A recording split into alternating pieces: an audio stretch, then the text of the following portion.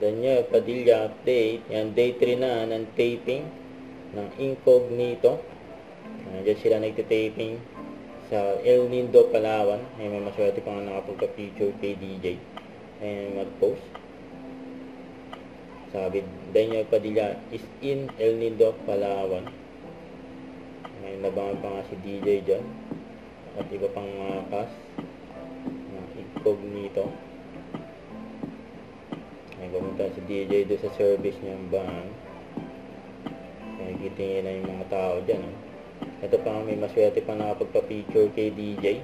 Ang sabi niya, hindi ko in-expect ugali ni Daniel, pero sobrang bait pa lang. Yun o. Sobrang bait daw ni DJ. Sabi na nagpa-picture. Kaya pa nga, ang cast na Incognito, kasama mga Going Bililit Kids, you know.